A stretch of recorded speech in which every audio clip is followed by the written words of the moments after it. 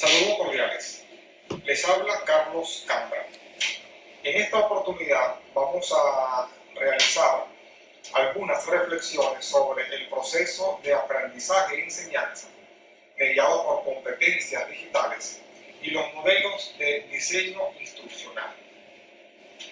La reflexión en cuestión estará enfocada en establecer la vinculación existente entre las tecnologías de información y comunicación, llamadas TICs, por un lado, y por el otro, el proceso de aprendizaje y enseñanza. Como ustedes saben, en el mundo actual, en esta época de la posmodernidad, las tecnologías de alguna manera han reorganizado la forma en cómo nos comunicamos, la manera en que vivimos, incluso han transformado los modelos educativos. La educación de hoy, en esta época de la posmodernidad, es muy diferente a la educación del pasado. Ya el estudiante desde muy temprana edad está expuesto hoy en día a un mar de información mediado por las tecnologías. El estudiante de hoy en día está expuesto constantemente a las herramientas tecnológicas, al internet, a un mar, a una lluvia de información con la que no se contaba en el pasado. La educación de hoy ya no es una educación lineal, ya no es una educación como en el pasado, donde existía un profesor y un alumno y la relación se establecía de forma vertical, en donde el profesor se encargaba simplemente de transmitir una información y el alumno era simplemente un sujeto pasivo, un receptor pasivo de información que luego en alguna evaluación, en una prueba escrita, pues, y a través de la memorización, transmitía.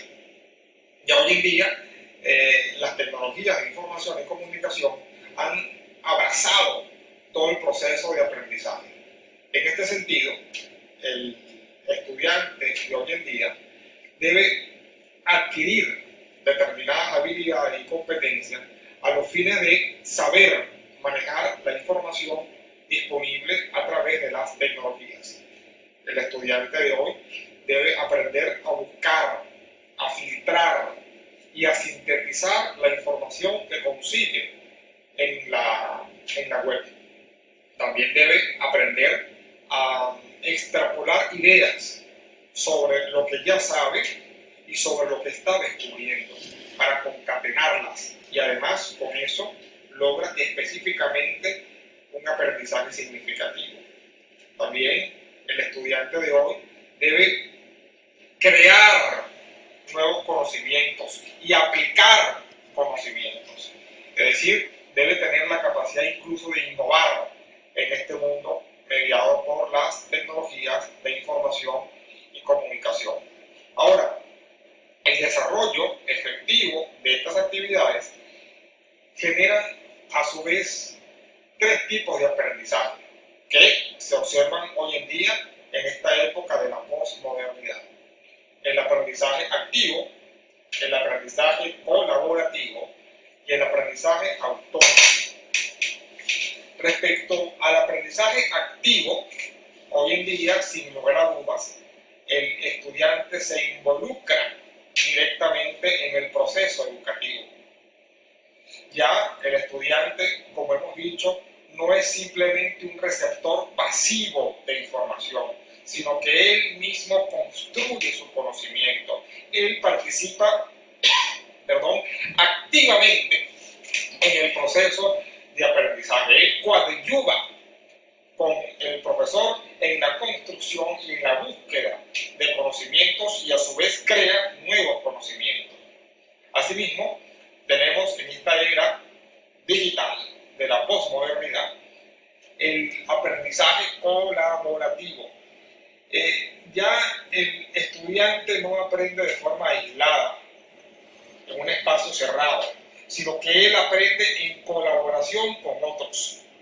Es decir, a través de un diálogo, de conversaciones, de negociaciones con los compañeros, donde se exponen ideas que se pueden debatir, lo cual, hemos dicho, eso también logra el aprendizaje significativo, porque a través de ese mecanismo, de alguna manera, se validan o invalidan conocimientos. También tenemos que en esta era digital y a través de las competencias digitales manifestadas, se logra el aprendizaje autónomo, es decir, el estudiante conjuntamente con el profesor construye los programas educativos, porque además, de alguna manera, eso refleja el interés del estudiante. Él, de alguna manera, intenta, a través del profesor, que se establezcan contenidos que respondan a sus propios intereses. Así pues, en esta era digital, con la adquisición de las competencias establecidas, se logran estos tres tipos de aprendizaje. Ahora bien, para que se canalicen estos tipos de aprendizajes en la educación formal, el sistema educativo, y específicamente las universidades o los centros educativos, deben adoptar determinados procedimientos, determinadas especificaciones, determinado cronograma, deben adoptar procesos mediante los cuales se garantizan los recursos y el ambiente idóneo para lograr esos aprendizajes. Es decir, las instituciones educativas deben adoptar en concreto un diseño instruccional. Ahora, ¿qué es el diseño instruccional? Sobre el diseño instruccional se han establecido muchas definiciones. En esta oportunidad le voy simplemente a citar tres de ellas. Para Brunner, se trata de la planeación, la preparación y el diseño de los recursos y ambientes necesarios para que se lleve a cabo el aprendizaje. Por su parte, Charles Reglius establece que es la disciplina interesada en prescribir métodos óptimos de instrucción, al crear cambios deseados en los conocimientos y habilidades del estudiante. Por su parte, Berger y Kahn establece que es la ciencia de creación de especificaciones detalladas para el desarrollo, implementación, evaluación y mantenimiento de situaciones que faciliten el aprendizaje de pequeñas y grandes unidades de contenido en diferentes niveles de complejidad. Es decir, se trata de el establecimiento de un programa de desarrollo, de unas especificaciones, de una planeación del ambiente y los recursos idóneos para lograr el aprendizaje hoy en día activo, colaborativo, autónomo y con esto el aprendizaje significativo y basado en competencias. Sin embargo, debo advertirles que el diseño instruccional o los modelos de diseño instruccional no siempre han obedecido a esta era digital ni han estado sumergidos en los parámetros o en el paradigma de la posmodernidad, sino han estado enfocados en otras teorías que se alejan de estas formas de aprendizaje significativo. Por ejemplo, en la década del año 1960, los modelos de diseño instruccional eran básicamente conductistas, es decir, se basaban simplemente en la transmisión del conocimiento del profesor al estudiante, sin la posibilidad de que el estudiante construyera su conocimiento. En la década de los 70, estos modelos de diseño instruccional se basaban en la teoría de sistemas. A diferencia de la década anterior, había una participación más activa del estudiante. En la década de los 80 ya se aplican teorías cognitivas, es decir, relacionadas con los procesos de comprensión del aprendizaje, de comprensión de los procesos cognitivos. Y en la década de los 90 hasta la actualidad, pudiéramos decir que estos modelos de diseño instruccional se fundamentan fundamentalmente en la teoría constructivista, es decir, en propiciar la construcción del conocimiento mediado por las tecnologías entre profesor y estudiantes. Ahora bien, en lo que se refiere para ir concretando a la educación en entornos virtuales, cualquier diseño instruccional que se establezca debe no solamente abarcar abarcar el conocimiento de las teorías sobre contenidos, sobre teorías del aprendizaje o sobre teorías instruccionales, sino cualquier sistema o diseño instruccional en entornos virtuales también debe tener en cuenta el conocimiento extremo y exacto de los medios tecnológicos, porque un diseño instruccional en educación virtual abarca fundamentalmente dos dimensiones. Está la dimensión pedagógica por un lado y la dimensión tecnológica por el otro. Es decir, está la dimensión que se refiere a los contenidos, a los programas, a los objetivos, a las competencias, a la planificación educativa, y la dimensión tecnológica que se refiere a las herramientas tecnológicas, a la plataforma tecnológica, al software, a recursos de multimedia, etc.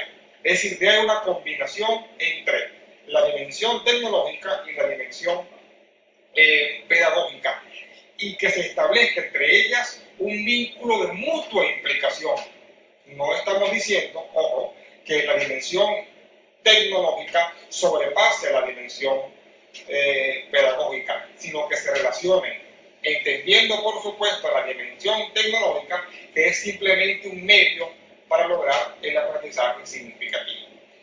Así pues, que cualquier diseño en entornos virtuales, cualquier diseño instruccional en entornos virtuales, debe adoptar estas dos dimensiones y debe procurar que tanto estudiantes como profesores adquieran determinadas competencias digitales.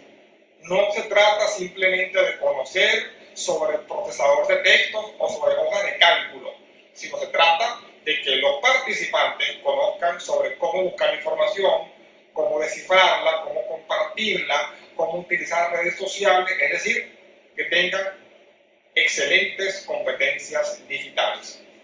Porque la educación en entornos virtuales hoy en día sigue siendo un reto para la sociedad organizada.